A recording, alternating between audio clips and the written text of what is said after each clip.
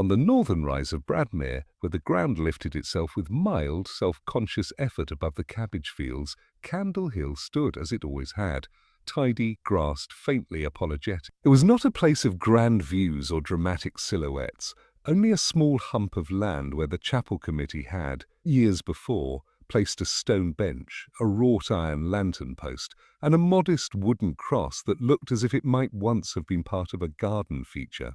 The townspeople of Bradmere were fond of it in a qualified way, much as they were fond of the annual beetroot competition or the municipal waste report, meaning that they approved of its existence while rarely visiting it. On the Tuesday morning in question, Mrs. Lillian Carraway climbed the hill with the mild determination of a woman undertaking both devotion and light exercise.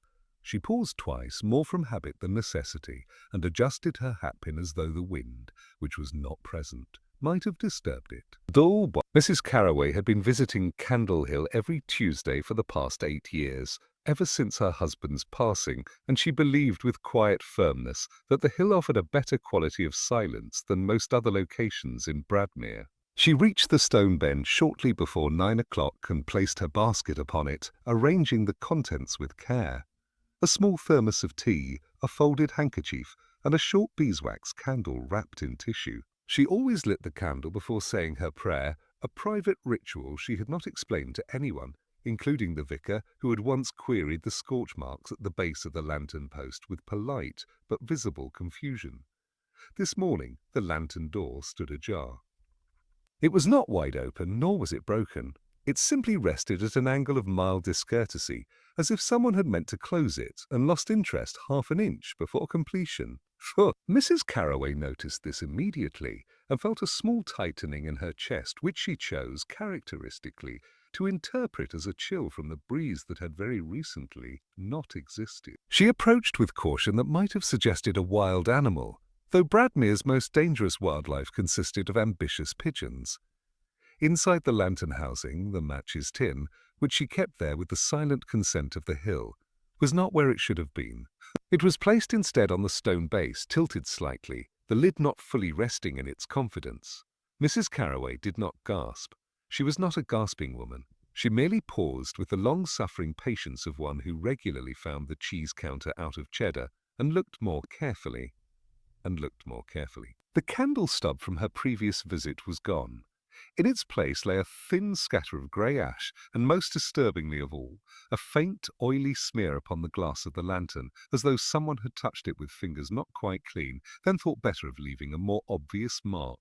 She replaced the matches tin without lighting her new candle and sat on the bench. Her prayer, when it came, was not entirely coherent. It consisted mainly of questions phrased in a manner that was half reverent and half injured. Down in the town, the morning bells of St. Harmon's rang out in their usual tired fashion, heard mostly by no one in particular. Mr. Edwin Parch, the stationer, was unlocking his shop and thinking about the disappointing performance of last week's crossword. At the butcher's, young Stanley Hobb was sweeping sawdust with the air of a boy sweeping evidence of philosophical defeat. None of them knew that the hill had been disturbed, though several of them would later say they had felt a certain unease in the air that morning, if one really thought about it. Shortly after 9:30, Mrs. Carraway descended the hill without consuming her tea. She carried the unlit candle back with her, wrapped more tightly in its tissue, as though it might absorb contamination from the air. At the foot of the hill she paused, looked back once, and observed that the lantern door was now fully closed. She was quite certain she had not closed it. At 10 minutes to 10 she entered Bell and Crumb's tea rooms, which smelled of boiled water and permanent expectation. Miss Dora Bell, behind the counter, looked up with her customary expression of professional concern. "You're early down, Lillian," she said. "Did the hill give you a draught?" "There was a disturbance," Mrs. Carraway replied, setting her basket down. She spoke the word as though it were a crumb she did not wish to drop. "A disturbance?" Miss Bell echoed, brightening, which she did not attempt to hide.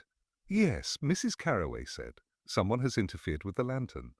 "Oh, well, I never," said Miss Bell, immediately believing she had. By lunchtime, 3 versions of the story were circulating, one involving vagrants, one involving boys from the industrial estate, and one that suggested, in a tasteful whisper, that the vicar had been conducting private, unorthodox rituals involving cheaper candles. By the early afternoon, Sergeant Lush had heard a vague account from Mrs. Plimshaw, who had heard it from Miss Bell, who had improved it slightly for clarity. He noted it down on a pad he used mostly for meat orders and forgot it for nearly an hour. At precisely 4 o'clock, Inspector Purbright received a telephone message that there had been something a bit funny on Candle Hill, involving fire, ashes, and what might be a religious unpleasantness. He thanked the constable politely, repeated the details to himself with a faint inward nod, and placed the receiver back with careful accuracy. For a moment he stood still in his office, gazing at a clean patch of wall where a framed map of the county used to hang before it had fallen and broken 2 years earlier. He did not rush. He did not rush. He did not frown. He merely adjusted his cuffs, straightened a paper that did not require straightening, and allowed the smallest idea to take shape in the back of his mind, like a thin line drawn where a door might once have been. On Candle Hill, the lantern remained closed, the ash undisturbed, and the air perfectly ordinary. The prayer, such as it was intended to be, had gone unanswered. By Wednesday morning, Bradmere had acquired that particular quality of excitement it reserved for matters that were both harmless and irresistibly discussable. Nothing visible had altered in the town's streets, yet something subtle had shifted in the air, like the knowledge of a new crack in an old teacup that one could not see but could never forget. The story of the lantern had already developed a personality of its own. It travelled first through the marketplace, where it slipped between cabbages and potatoes with great skill, attaching itself to shopping baskets and ears. Mrs. Plimshaw recounted it beside the fish store, lowering her voice at the precise moment where the ash appeared. She had not seen the ash herself, but she could describe its position with remarkable confidence. The fishmonger, who had no interest in religion but a strong interest in discontent, suggested that these things always started small and might very well end in locked doors and missing teaspoons. At Bell and Crumbs, the subject developed elegance. Miss Dorabelle had refined the details with each telling, improving the lantern's condition and the significance of the smear until it possessed almost literary qualities. The tea-room filled with the sound of cups being placed down too carefully. Several ladies nodded, not in agreement, but in confirmation of what they had already decided the matter must mean, though none of them could have said precisely what that was. Even the vicar, the Reverend Thomas Syme, felt a mild tightening behind the eyes when 2 separate parishioners asked him whether anything strange had been happening recently. He replied with dignity that churches were accustomed to mysteries, but made a private note to visit Candle Hill himself when time allowed, provided it did not involve climbing. By midday, the story had reached the ironing rooms, the municipal office, and the small rear counter of the stationer's shop. Mr. Edwin Parch listened to it with the cautious respect he applied to rumours about foreign postage stamps. He remarked that lanterns were often interfered with, and wondered aloud whether it might have been a fox, although he had never heard of a fox with an interest in beeswax. What no one quite mentioned, but everyone gently accepted, was that it could not possibly have been anyone actually respectable. This assumption hardened into fact by the afternoon. Respectable people had routines, and routines once witnessed often enough became proof. Mrs. Carraway's routine was known, admired, and considered morally sound. The vicar's movements were charted mentally by his parish. The schoolmaster's habits were the subject of light ridicule but no suspicion. Whoever had touched the lantern, then, must have been someone who moved outside routine, which in Bradmere translated elegantly into someone who did not belong. It was during this stage of the town's mental sorting that Inspector Purbright first walked up the path of Candle Hill. He did so without announcement, and would later insist, if asked, that he had not expected to find anything at all. He paused, as Mrs. Carraway had done, though for no visible reason, and observed the lantern post with the benign interest of a man considering whether a chair might be comfortable.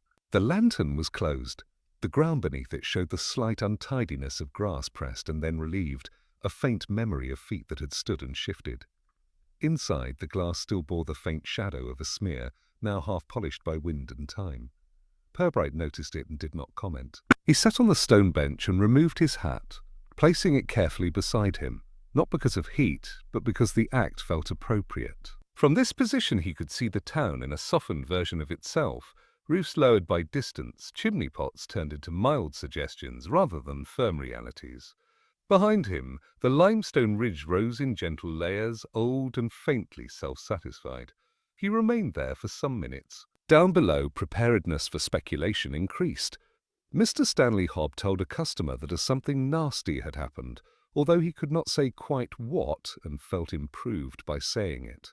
Mrs. Plimshaw announced publicly that she would not be visiting the hill for the time being, which raised her status slightly. At 2:30, Sergeant Lush arrived on the path, climbing with a degree of breathing that suggested he had not planned to climb anything that day. He approached Purbright with the carefulness of a man stepping into a room where someone else had already begun thinking. "Nothing obvious, sir," he said, after looking very hard. "No," said Purbright, "nothing obvious." "They're saying all sorts," Lush added, which was his way of offering insight without responsibility. "Aye, so they are," Purbright agreed. The sergeant cleared his throat and tried to be useful. "It looks like someone's been fiddling about," he said, gesturing vaguely. "Possibly," said Purbright, who did not look at the gesture. They walked round the lantern in companionable silence. Lush bent slightly to inspect the base and straightened with the faint disappointment of a man not rewarded. Purbright observed the grass, the stone, the wood of the post, giving each item equal courtesy. When they descended the hill, the story was already adding weight to itself below. By late afternoon, it had acquired a moral edge. It was no longer merely unusual, it was improper. It suggested, in careful, rounded phrases, that standards were being tested and that doors left ajar might represent larger failures. Miss Parch, the stationer, suggested that ash in the wrong hands was quite symbolic. Each conversation added nothing tangible and everything useful.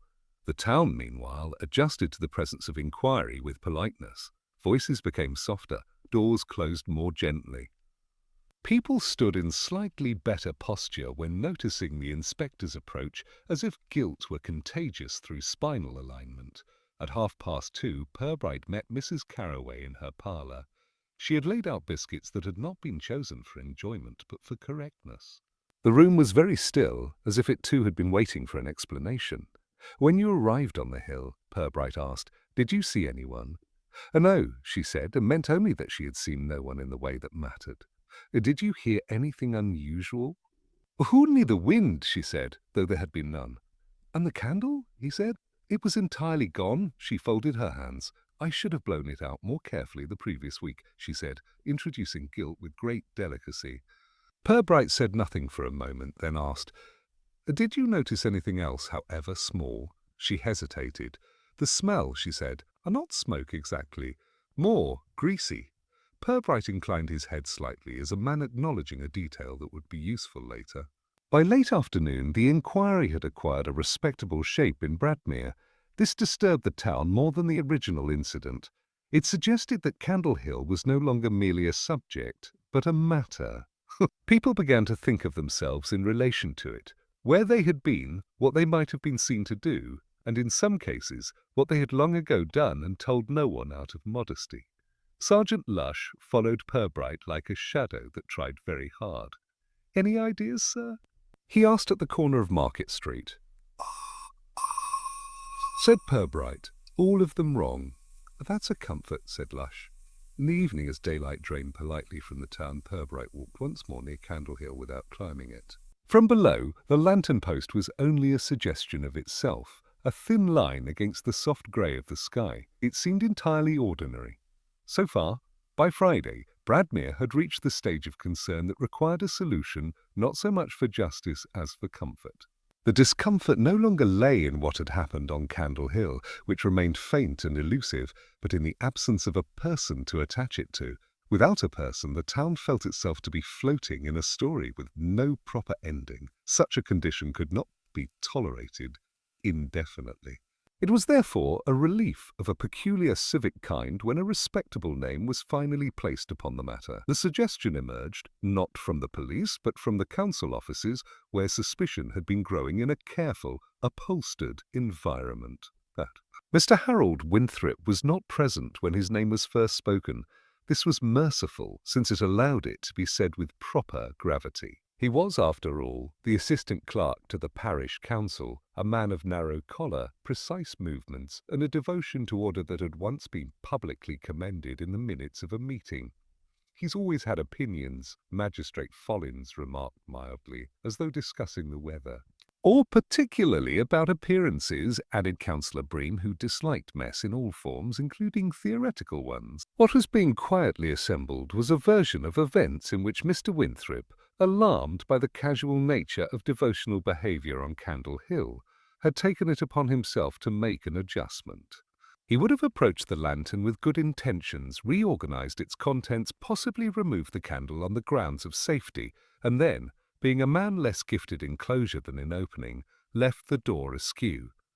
This story did not require proof. It required only that it sound like something that could have happened, and in Bradmere that was considered sufficient. By mid-morning, this idea had travelled from the council chamber to Bell and Crumbs, where it was received with an approving hum. "Well, that explains it," said Miss Durabel, pouring tea with the steadiness of someone witnessing the return of moral order. "Explains in Bradmere did not mean facts. It meant shape. Even Sergeant Lush heard it, from a barber who had heard it from a customer who had heard it through a gap in a door. He repeated it to Purbright in the afternoon with the cautious pride of a man offering a chimpanzee a teacup. "They're saying it was Winthrop, sir. Messing about with things that don't concern him." "Are they?" said Purbright, who did not lift his eyes from a pencil he was not using. "A respectable chap," Lush added, which in Bradmere meant suspicious in a specialized way. Purbright received the information much as he received most things, with politeness and a slight internal rearrangement. He did not go immediately to see Mr. Winthrop. That would have been too quick, and speed in his experience implied enthusiasm which generally frightened respectable men into performances. Instead, he visited the municipal offices where the air was composed entirely of old carpet and tired ink. Mr. Winthrop's door was closed. Purbright waited. It opened as such doors often did, not because of urgency, but because someone inside had finally noticed the absence of sound. "Yes," said Mr. Winthrop, appearing from behind it, looking as though he had been polished by long use. "Oh, good afternoon," said Purbright. "Was thinking of Candle Hill." Winthrop's eyes changed temperature slightly. "People will insist on odd places," he said. "Most unnecessary. Have you been there recently?" "Not for some time," said Winthrop, and then, because he was a conscientious man, added, "Not personally, that is." "I see." A silence occurred. It was not awkward. It was merely factual. "There's been a disturbance," Purbright said. "So I hear," Winthrop replied, too evenly. No accusation was made. No denial was requested. They spoke instead of council measures, public safety, and the hazards of unsupervised lanterns, while both men allowed the other to speak just enough. Purbright left without having proven or disproven anything, which satisfied him to a mild degree. By evening, the town had settled on its version. Mr. Winthrop walked home with a sense of being gently watched. The butcher served his customers with an added sense of moral alignment. The vicar felt relieved to have an explanation that did not involve doctrine. Mrs. Carraway, hearing the name from Miss Bell, felt a curious combination of relief and disappointment. She had hoped very slightly for something less tidy. Candles were spoken of with more confidence. Lanterns were referred to in the past tense, though they still existed. Only on Candle Hill itself did nothing change. The lantern remained as it was, slightly too clean in places where it should have been worn. The grass lay uneasily where it had once been pressed flat by uncertain feet. Just after dusk, Purbright walked once more to the foot of the hill and stood without looking up. From there he could see the town lights beginning to appear, each one a small, certain point in the growing shadow. A respectable name had been offered. The town had accepted it with gratitude, as one accepts a cushion placed beneath a wobbling chair. Purbright did not assume the chair was now steady. On Saturday morning, the town of Bradmere behaved as though it had solved a problem, and was faintly proud of itself for having done so without visible strain. The market opened with a slightly straighter posture. The butcher's awning hung with the air of moral correctness. Even the postman walked as though envelopes were lighter when mysteries were given names. Inspector Purbright, by contrast, found that naming things often made them less tidy. He climbed Candle Hill again shortly after 10. The path had been walked more than usual in the past 2 days. though no one would have admitted it. The grass leaned in faint, embarrassed directions, a record of feet that had pretended to casualness and failed. The lantern greeted him with its usual stillness. He opened it, not as an intrusion but as a courtesy, and examined its interior with the kind of patience usually reserved for elderly relatives. The glass showed traces of polish in one particular corner that did not correspond with the general pattern of weather and time. The thin smell of old beeswax lingered, though no candle had burned there since Tuesday. It was there, on the stone base inside the lantern housing, that he noticed what had not been mentioned: a faint, pale circle, almost nothing, a ghost of an outline. The sort of mark that would mean nothing to a clerk, a vicar, or a man whose interest lay mainly in lockable things. It was the imprint of a candle that had been placed there and never lit. Purbright closed the lantern and sat on the bench. He imagined the action, the removal of the old candle, the careful placing of a new one, the pause before the match, the choice not to strike it, the act incomplete, but deliberate in its incompletion. No one in Bradmere owned up to candles they had not lit. Later that morning he walked to the market and made himself visible without effort. In Bradmere, visibility was not about stepping forward, but about standing still in the right place long enough. He spoke to the flower seller, who had opinions about everything that lived briefly. "A lovely day for lighting things," she remarked. "Or not," said Purbright. She laughed politely, though she was not sure why. At the bookstall, a thin man with fingers too clean discussed rumours with a customer who had brought none of their own. Purbright listened without listening, allowing words to fall into him, without reaction. That name had stuck. Mr. Winthrop. It clung to conversations like burrs to wool. In the afternoon he returned to Mrs. Carraway's street, but not to her door. He stood opposite, examining a crack in the pavement that was both old and new, depending on where one's eyes were placed. From this position he could see her parlour window. The curtain was drawn back just enough to indicate she had nothing to hide, which in Bradmere usually meant several things wanted hiding. He did not knock. Instead, he walked the longer way round to the back lane, the one people used when they wished to arrive without being seen to arrive. A delivery boy passed with bread. A cat considered him with careful contempt. The air smelt faintly of coal and wet dust. Behind Mrs. Carraway's house was a small patch of earth where nothing much had ever grown. A flower pot lay overturned. He righted it without any change in its fate and noticed beside it a small crumpled piece of waxed paper. It was empty. That evening, as the town settled itself into Saturday comfort, Purbright visited Bell and Crumbs again. Miss Dora Bell had the slow, satisfied air of someone closing a chapter. "People seem calmer, Inspector," she said, as though she herself had administered a sedative. "Yes," he replied. "The calmness can be restful." She leaned closer. "I hear you spoke with Mr. Winthrop." "I did." "Oh, well," she said, "that'll put it to bed." Purbright lifted his teacup and let it hover, as though considering whether tea was as simple as it looked. "Sometimes," he said gently, "things go to bed before they have finished thinking." She blinked at him, which in Bradmere was considered close to a revelation. After dark, he climbed Candle Hill for a third time, which felt excessive to him but necessary to the place. The lantern caught the last of the weak light and held it badly. He opened it once more. The circle of the unlit candle was still faintly visible. So faintly that it would have been missed by anyone who thought in terms of flames and guilt rather than hands and hesitation. He did not touch it.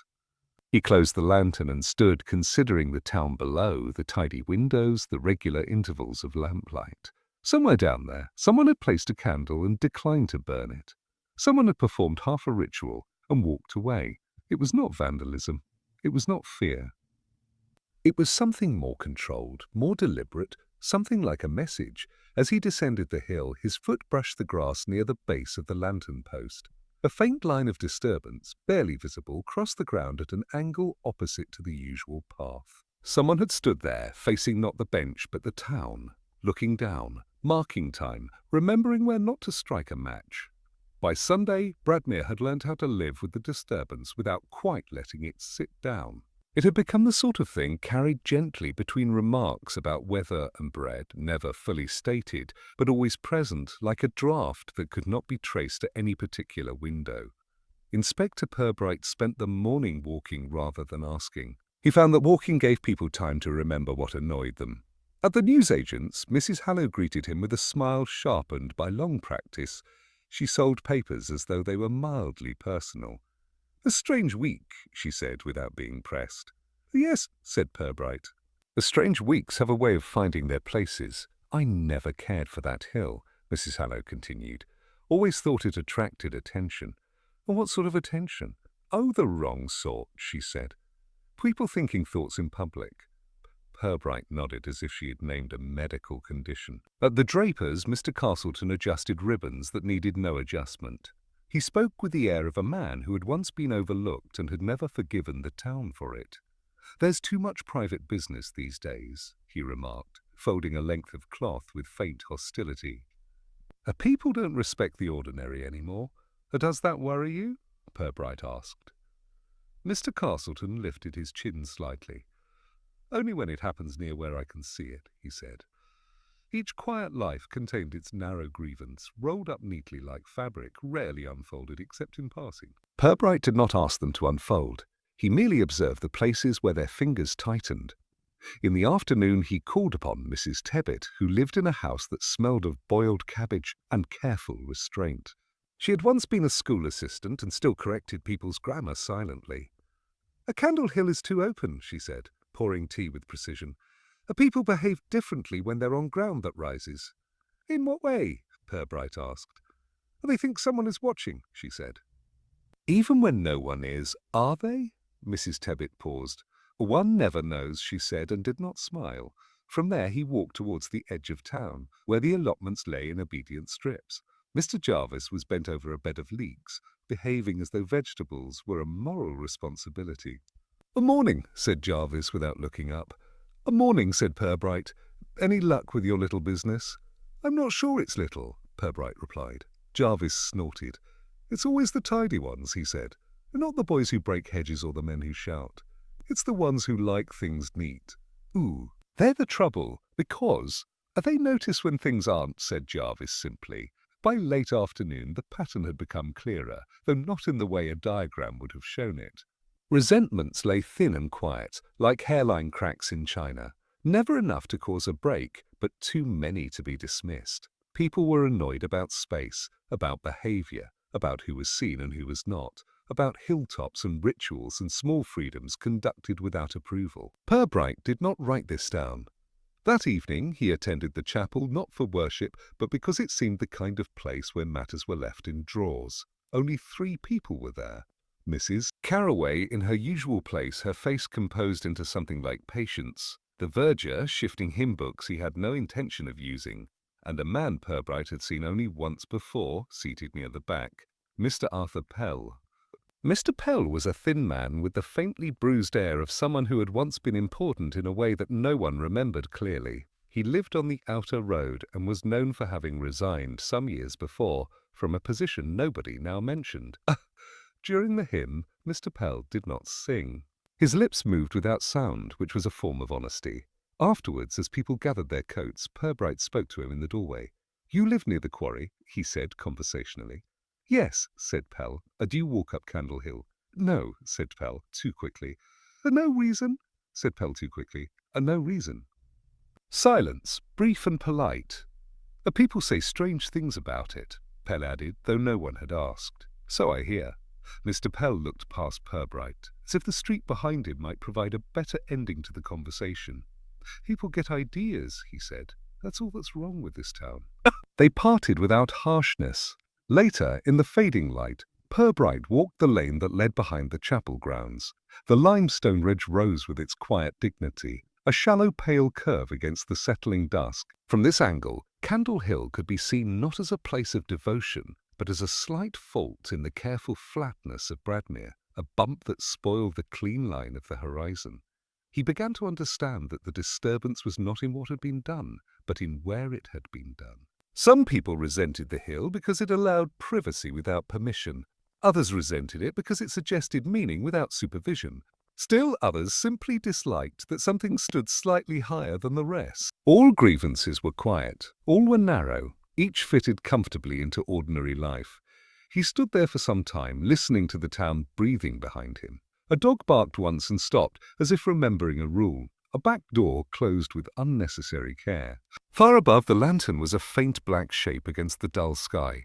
Down below, the narrow lives continued. Dogs were fed, curtains were drawn, cups were placed in their saucers with appropriate restraint. But somewhere amongst that neatness, someone was still thinking of the unlit candle, and not with the calming satisfaction Bradmere preferred. On Monday morning, the grass around Candle Hill was too neat. It had been trimmed over the weekend by the council's contracted groundsman, a quiet man named Ellis Crow, who approached his work with the reverence of a monk and the suspicion of a criminal investigator. He believed that grass, like people, revealed its true nature when cut too short. At 7:30, as he pushed his mower in slow, obedient lines, he noticed the marks. They were not fresh enough to be obvious and not old enough to be innocent. They ran at an awkward angle to the path, pressing through the newly disciplined blades of grass in an ungentle curve that suggested neither wandering nor purpose, but hesitation. Alice stopped the mower and bent down.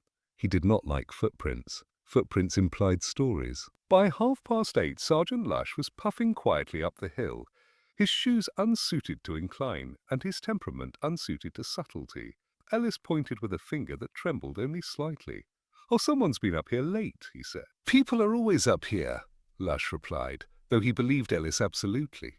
"They don't walk like that," Ellis said. "They stand straight. These ones went sideways, like they didn't want to be seen, but still wanted to see." That, when repeated later, became a sneaking about and then a lurking. By 9 o'clock, Purbright stood in the grass and let it speak to him. He did not crouch. He did not kneel. He simply looked, allowing the grass to present itself. The impressions were faint but clear, tilted slightly inward as though the person had stood with weight unevenly placed, adjusting and readjusting not from fear but from indecision. There was another mark beside them, not a footprint, a drag. Something had been pulled a short distance and then abandoned. The grass lay against the direction of travel, bruised rather than broken. "Or something moved," Lush said, trying very hard. "Yes," said Purbright. "A candle," suggested Lush, who enjoyed practical answers. "Possibly," said Purbright, who did not. He traced the impression with his eyes only. It led towards the lantern post, stopped just short of it, and then turned away, as if whatever had been brought there had been reconsidered. It was the second incident the town had not wanted.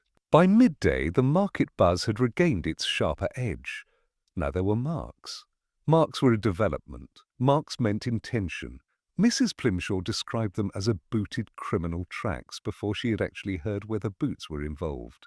Miss Dora Bell referred to a sort of scraping, which had become part of the accepted truth by the time lunchtime ended. Mr. Winthrop remained in his office, perfecting the act of not appearing troubled while very much being troubled. He had not been on Candle Hill, but now he felt as if he had, which in Bradmere was as damaging as the real thing. Purbright returned to the hill alone in the late afternoon.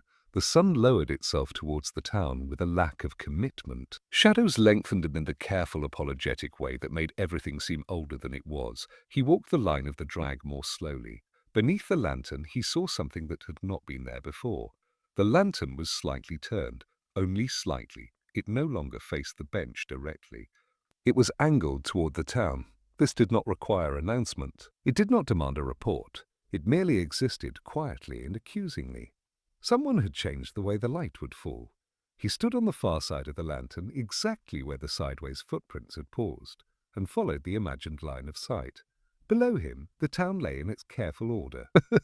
Streets, chimneys, soft hints of curtains moving. At that angle, through the lantern glass, a narrow view opened, directly towards the house on the edge of town, Mr. Arthur Pell's house. The second incident was no longer an absence. It was a direction. That evening, Purbright walked past Pell's street without stopping. Lights showed faintly inside. A curtain shifted, then steadied itself. He did not knock. He did not look too closely. He allowed the thought to rest where it had begun. In Bell and Crumbs, the talk was steadier now. Not more accurate, but more confident. "Someone's been up there again," said Miss Bell. "So I hear," replied a customer. "They say it's not children," said another. "They say it's someone who thinks," said Miss Bell, as though this were the most alarming theory of all. At home, Mrs. Carroway opened her drawer and looked once more at her unused candle. She did not take it out. She did not wrap it. She simply confirmed that it remained where it had been. She felt watched. though no one watched her. Not yet. Meanwhile, Ellis Crow sharpened his mower blades in an unnecessary fashion. He believed something had been disturbed that he would not be able to straighten. On Candle Hill, the footprints softened as the cool air pressed the grass upright. The drag mark began to fade into ordinary imperfection. The lantern held its new direction without complaint. It did not light, it did not shine, it only pointed. On Tuesday, Inspector Purbright found himself thinking not of crime but of devotion. This was not unusual. He had long believed that devotion, in all its small and private forms, caused more disturbance in the world than wickedness ever managed. Wickedness, at least, was honest about its intentions. Devotion tended to wear gloves. He climbed Candle Hill just after 9, at an hour when the light was neither young nor old, but undecided. The lantern remained turned toward the town. The grass had almost forgiven the footprints, though memory lingered in the way it bent. He did not open the lantern. Instead, he stood beside it and considered what made people climb hills in towns that had very little need for hills. Some did it for air, some for view, some for prayer, some for the pleasure of being briefly removed from eyes that felt too close. Devotion, he considered, was rarely about God. It was more often about being observed by something that did not interrupt. Below him, Bradmere performed its morning rituals. Nets were tied, floors were swept. Conversations began with Isaiah and ended with silence that tasted faintly of approval. He walked down slowly and took a path that passed the house of the vicar. The Reverend Syme was in his garden, attacking weeds with a ferocity that suggested they had argued with him. "Good morning," said Purbright. "Oh, Inspector," said Syme, as if apologizing for existing. "A fine day." "A reflective one." Syme paused, leaned on his trowel, and slightly embarrassed the soil. "People like their little ways," he said. "They need them." "Why?" asked Purbright. Syme considered this as though weighing an apple. "So they may feel their lives count," he said eventually. "Or so they may feel someone else's do not." He returned to the weeds. In the afternoon, Purbright walked to the edge of town, to the small cottage where Arthur Pell lived. He did not go in. He did not knock. He merely stood on the opposite side of the lane, looking at the gate that leaned slightly inward, as though tired of holding itself upright.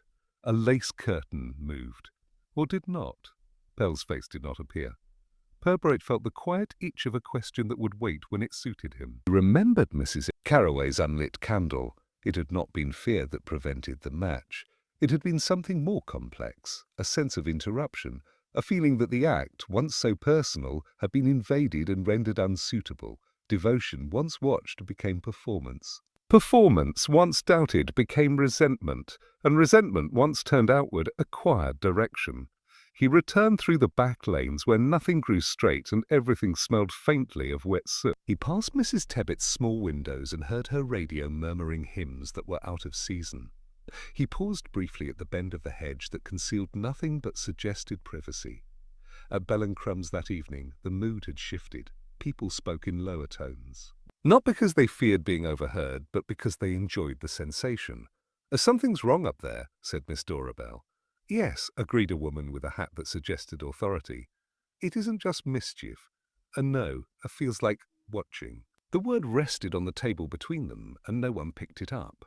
Sergeant Lush met Purbright outside the shop, smelling slightly of boiled meat and unease. "Do you think it's serious, sir?" he asked. "I think it's sincere," Purbright said. Lush digested this with difficulty. That night, Purbright climbed the hill once more, though the habit of doing so had begun to seem natural. The sky lay low and grey, like a blanket put away without folding. The lantern remained pointed. He walked to the place where the sideways footprints had been and stood there as the unknown had stood, looking down. From that angle, the town did not look wicked.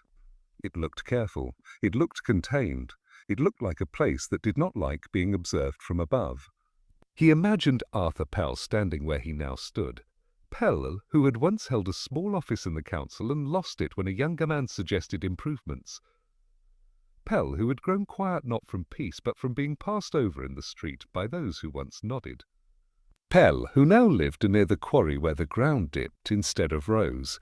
Someone who had not lit the candle because it was not theirs any longer. Someone who had turned the lantern not to light the hill, but to light the town. He did not say Pell's name aloud. He did not even fully accept it. Instead, he closed the lantern door properly. For the first time, it clicked with a small, civil sound. Devotion, he thought, was not about fire or wax. It was about direction, about where one pointed one's silence. As he walked down, he brushed the grass with his hand. It bent, then slowly lifted itself again. Behind him, Candle Hill kept its quiet discipline. Ahead of him, the town slept, careful and narrow. And somewhere between the two, a grievance was holding its breath, waiting for the politest of invitations to speak. On Wednesday morning, Inspector Purbright decided that it was time to be gentle. In Bradmere, gentleness was far more dangerous than force. Force caused shutters, gentleness caused loosening. He began not at Candle Hill, but in the town. This was important. He stopped first at the baker's, where Mrs. Gladwin folded greaseproof paper with a concentration normally reserved for international treaties. "Good morning," he said. "Inspector," she replied, pleasure and worry mixing with admirable balance. "Was wondering," he said, as though the thought had only just occurred to him, "whether you ever find it difficult to know where you stand." Mrs. Gladwin paused. "Sometimes," she said, "when people stop looking at you the way they used to. That must be unsettling." "It must be unsettling." "It is," she agreed. "It makes one think." He thanked her, which unsettled her further. At the chemist's, he asked Mr. Dalrymple whether people ever came in asking for things they did not quite need. "Daily," said Dalrymple. "They want something to justify the feeling, and if they don't find it—" "They make their own," said Dalrymple with professional sadness. At Bell and Crumb's he did not take tea, he only sat. Miss Dorabelle shifted cups that did not require shifting. "You seem thoughtful," she said. "I am wondering," said Purbright, "how one lives in a place long enough to become invisible without becoming unimportant." "That sounds very deep," she said suspiciously. "It sounds very ordinary," he corrected. By midday the question had passed through half the town, not as statement but as sensation. People felt unsettled without knowing why. This was satisfactory. In the afternoon he went to Arthur Pell's gate. He did not knock. He stood outside and spoke lightly, as one might to a neighbour not yet visible. "A good afternoon."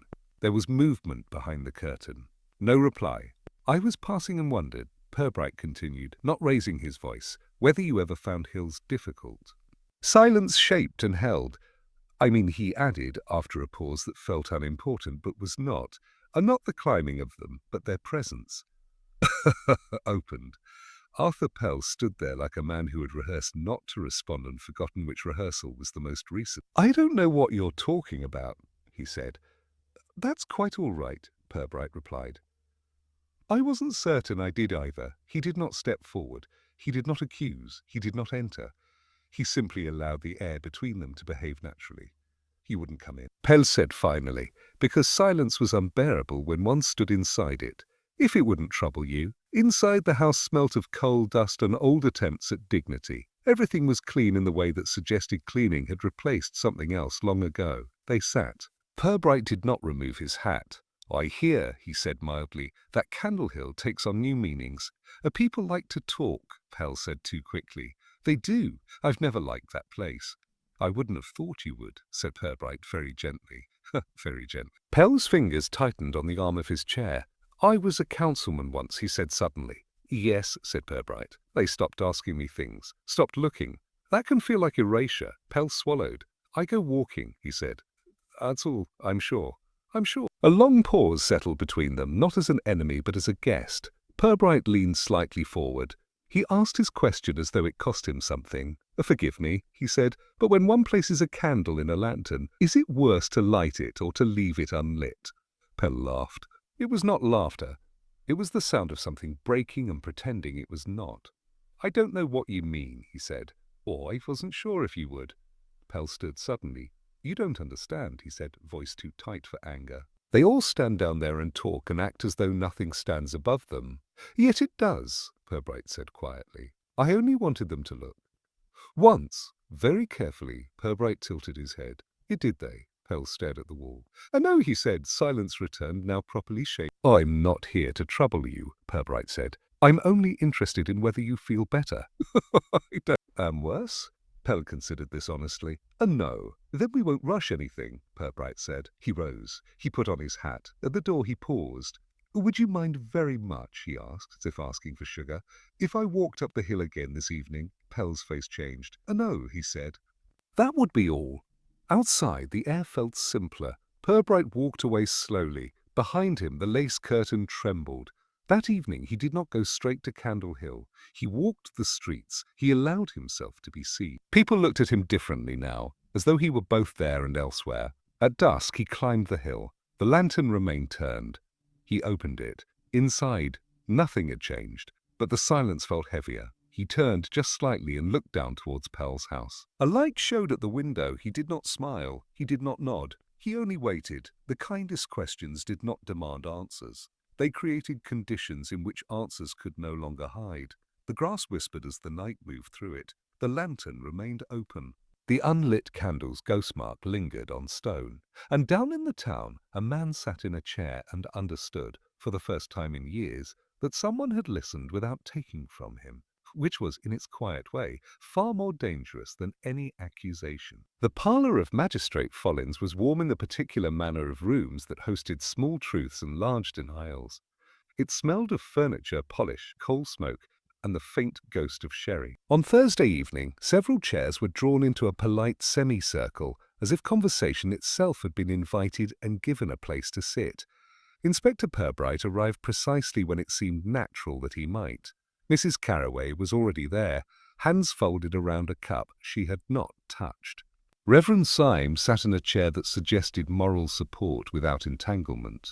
Mr. Winthrop perched slightly forward, ready to be either offended or exonerated, depending on the tone of the room.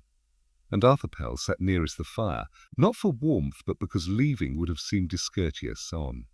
On Buin, no one spoke of why they had come. It was Follins who broke the silence because he had a fireplace and felt obliged to use it.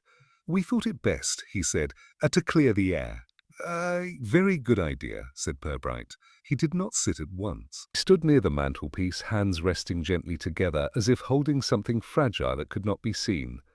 "You will forgive me," he said, "if I begin not with what happened, but with what did not."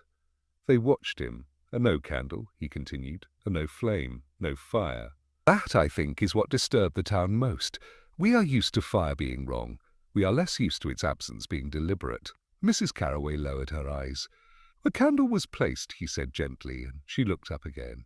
"It was placed with care. Then it was left." Mr. Winthrop shifted. "We assumed," Purbright went on, "that this was either mischief or fear. Children, perhaps, or vandals, or a man concerned with safety." He inclined his head slightly towards Winthrop, who absorbed the gesture as both threat and compliment. "Those explanations were tidy," Purbright said. "Sanmere likes tidy explanations." A small sound passed through the room that might have been agreement. But then, he added, the lantern was turned. No one spoke. "Not much," he said, "just enough to alter what it faced. Not the bench, not the cross, the town." Arthur Pell felt his throat tighten and tried to disguise it by swallowing. "That gave us something else," said Purbright. "Direction." He moved nearer the fire, though he did not warm his hands. Whoever did this did not want light. They wanted sight. They wanted the hill to look back. There was a pause. "And so," he said, "I asked myself what kind of man would not light a candle." They watched his face as though it might supply entertainment. "A frightened man would light it," Purbright said. "A careless man would drop it. A vandal would burn things for pleasure, but a man who wanted to be seen without playing the fool would leave it unlit." The fire shifted softly. This was not a question of religion, he said. It was not a question of crime in the loud sense. It was a question of attention. He turned his head gently towards Arthur Pell. Mr. Pell did not start. He had already behaved in his mind as a suspect for several days. "You did not vandalize anything," Purbright said. "You did not steal. You did not damage the lantern." Pell's hands tightened on the arms of his chair. "You moved a candle that already existed," Purbright went on. "You placed it, you studied it, and you chose not to strike the match." Pell said nothing. "You then stood behind the lantern, not in front of it. You turned it slightly. You wanted anyone who came up that hill after you to see where you were looking." Still Pell said nothing. "You did not want the town to fear you," Purbright said. "You wanted the town to notice itself." Arthur Pell exhaled, and the sound he made was old and tired. "I wanted them to look up," he said. "That's all." No shock followed. "Only breathing.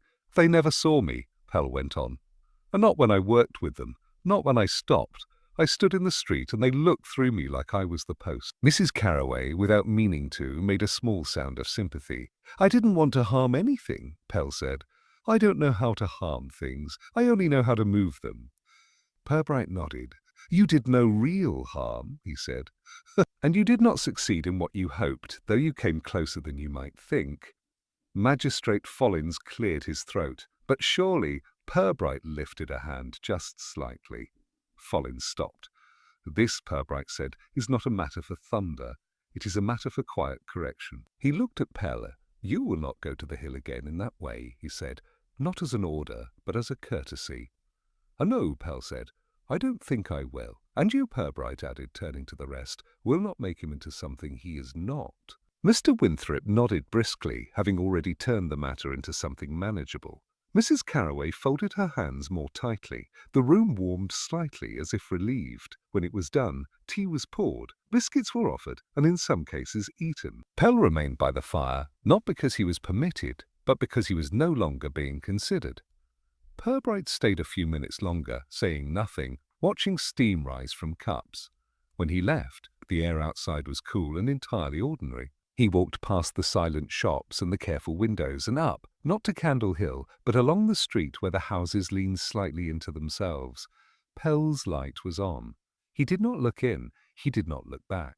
The truth had not arrived like a trumpet. It had settled like a shawl placed over shoulders. In the warm parlour, the chairs remained in their semicircle, holding the shape of something that had been spoken quietly, understood politely, and placed with care into the drawer where Bradmere kept the sort of truths that did not make a mess. After the evening in Magistrate Follins's parlour, Bradmere eased back into itself with the careful grace of a person straightening a slightly crooked picture. The town did not forget Candle Hill, but it folded the matter neatly and placed it on a shelf reserved for things that had once been discussed and were now best handled by silence.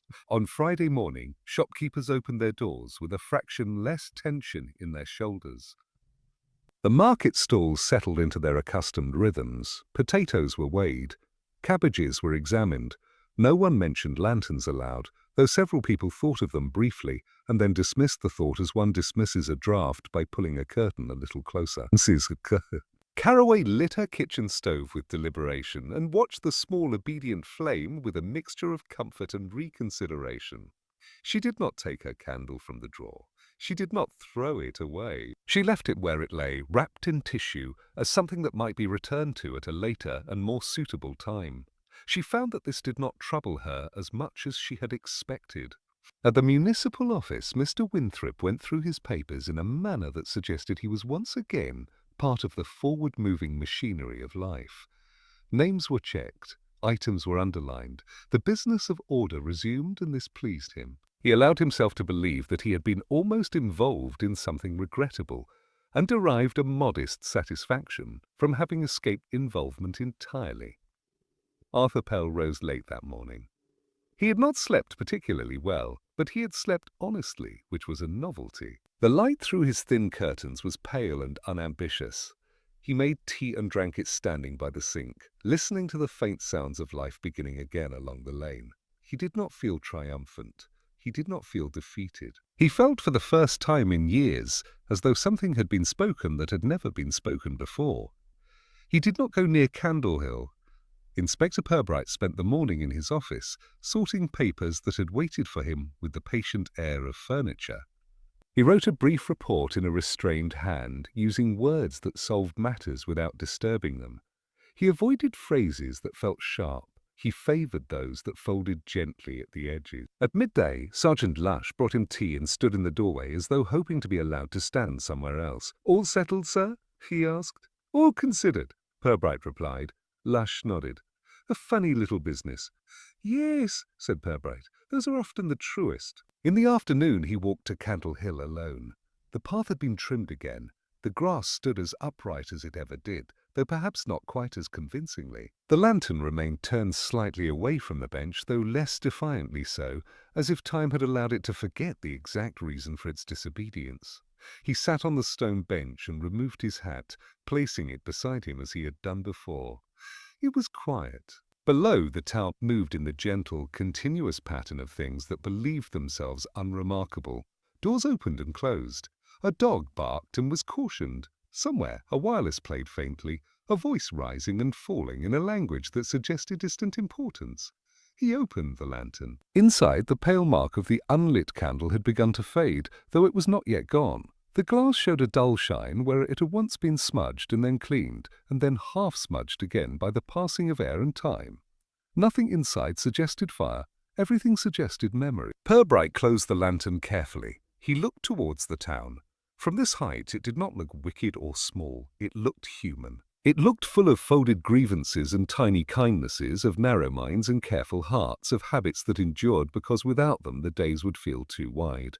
Below, Mrs. Plimshaw walked with a basket that had never been empty. Miss Dora Bell wiped her counter with a cloth that had learned the shape of years. The vicar stood in his doorway, considering whether he believed more in chairs or in people. Mr. Jarvis bent over his leeks with devotion that asked for no witness. And in a quiet cottage near the quarry, Arthur Pell sat with a cup of tea and did not imagine himself invisible. As dusk approached, the light softened, becoming less about edges and more about acceptance. The lantern did not shine. It did not need to. It had done what it was meant to do, which was not to illuminate but to indicate. Purbright remained until the town lights began to appear, one by one, like thoughts that had at last decided to be visible. He stood, replaced his hat, and brushed a hand lightly against the grass. It bent under his fingers, and after a moment began to rise again. It would, by morning, show no sign of him. As he walked down the hill, he felt the familiar closing of a door that had never been slammed. There was no triumph in him. There was no sense of cleverness, only the quiet understanding that things, when spoken kindly, tended to settle where they belonged. That night, Bradmere slept, windows dimmed, fires soft. Conversations ended in the middle of sentences because nothing important remained to be said. Candle Hill lay above it all, modest and faintly apologetic, a small rise in the land that held no grudges and no judgments. In the lantern no candle burned. In the town no one needed it to. When morning would come, the hill would still be there, and the bench and the lantern, and the town below with its tidy fear of being seen and its quieter wish to be understood. Nothing would have changed in any way that could be recorded. Everything would have shifted in a way that did not require record. Inspector Purbright walked back through the sleeping streets and returned to his paperwork, to his small, exact handwriting, to the calm rehearsal of a life lived in the margins of other people's hesitations. On Candle Hill the night deepened and then grew thin, as nights always did, and somewhere in the grass, where feet had once pressed and dragged and turned, the ground lay smooth, as if it had never been disturbed at all.